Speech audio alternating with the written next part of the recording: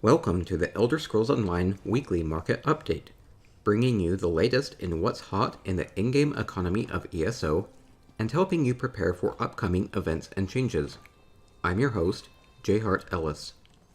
As the Midyear Mayhem PvP event continues, sales of potions, poisons, siege weapons, gear, and salt have picked up. Potions can be a good market and a way to add value to the crafting mats you already have, or are getting from the Pelennor boomboxes. Poisons are a largely untapped market. If you can find some good combinations, you can get big premiums over the crafting cost. Remember as you fight your way through Cyrodiil that you can access the guild stores from claimed keeps and resources to buy equipment on the fly. This is little known and underutilized, so use it. These often go unclaimed or are picked up by punny PvP guilds.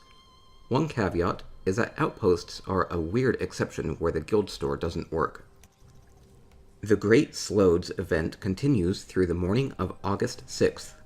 You can still get double AP through then.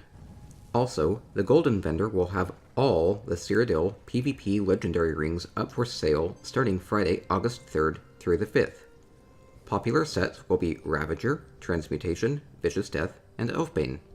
Speaking of, in the gear market, based on recent sales, the most valuable sets include Ravager, Mother Sorrow, Silks of the Sun, Moragtong, Powerful Assault, Wizard's Riposte, Transmutation, Healer's Habit, Elfbane, War Maiden, Shieldbreaker, Necropotence, and Spinners. Definitely a lot more sales this week of PvP-centric sets. Expect this to continue for now as people re-gear as they convince themselves that their 0-10 battlegrounds are because of suboptimal set bonuses instead of personal shortcomings. The Orsinium Celebration event is also coming up. Bonuses include double mats from Harvest Nodes in Hrothgar, double transmute crystals and weapons from Crushing Your Soul in Maelstrom Arena, and double reward boxes from Hrothgar dailies. Expect this to make Trinimac and Malakath motif chapters cheaper, and expect people to also be picking up more ancient orc motifs from the 2 public dungeons, so it's a good opportunity to go orc yourself up. We do now have dates for the upcoming Wolfhunter DLC, August 13th for PC, and August 28th for Xbox and PS4. Based on the most recent PTS incremental patch notes, the new legendary Writ Voucher furnishing plans will now require Calanda Lacquer or Vitrified Molando instead of Night Pumice. Coupled with a change that guarantees lacquer from the Sapiarch dailies, it should make these new furnishings more accessible. Expect prices to fall on green and blue quality Alinor furnishings, as they will soon only require 1 Calanda Lacquer to craft instead of the current 2. I'm looking forward to crafting a plethora of polished pews. There are new changes to jewelry sketches as well.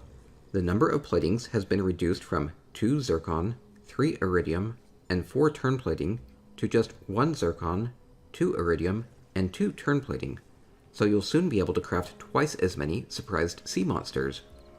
This is in addition to the reduced number of platings required for upgrading jewelry, which will now only require 1 turn, 2 Iridium, 3 Zircon, and 4 Chromium.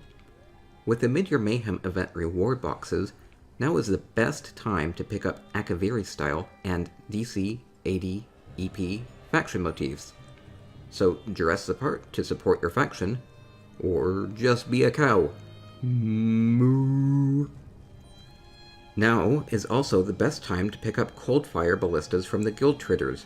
These are generally otherwise scarce, and may prove to be a wise investment after the Slodes celebration wraps up. Based on a basket of sales information spanning many zones on the PCNA server, legendary materials are trading very flat this week. Tempering Alloy is still at around 5,000 gold, Dreugh Wax is still stuck at around 4,000 gold, Rosin is stable at about 2,400 gold, and Kuta is also stable at 2,300 gold.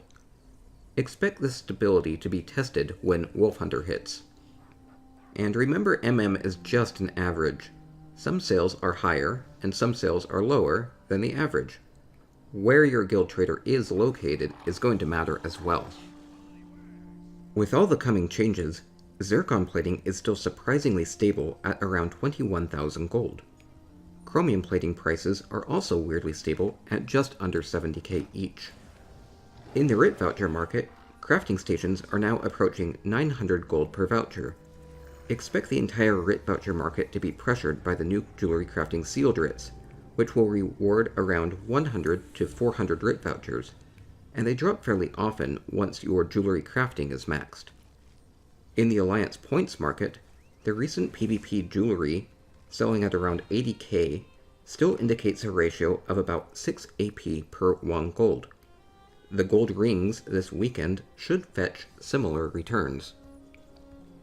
In emerging markets, new tradable style pages for Ilambris shoulders and masks have fallen quickly in price. The drop has slowed, but expect prices to continue to slide since these will be available all the way to August 29th. The shoulders come from the Undaunted Redbeard chest, and the mask comes from Vet Crypt of Hearts 1. Wolfhunter is now just a couple weeks away, and will continue to scour patch notes for changes that will impact markets, so watch again next week. If you like this information and find it useful, be sure to subscribe to me here on YouTube, and link the video in your guild's Discord. I'd also invite you to follow me on Twitter, @jhartellis, and on Twitch, /jhartellis. Now go out and make lots of gold.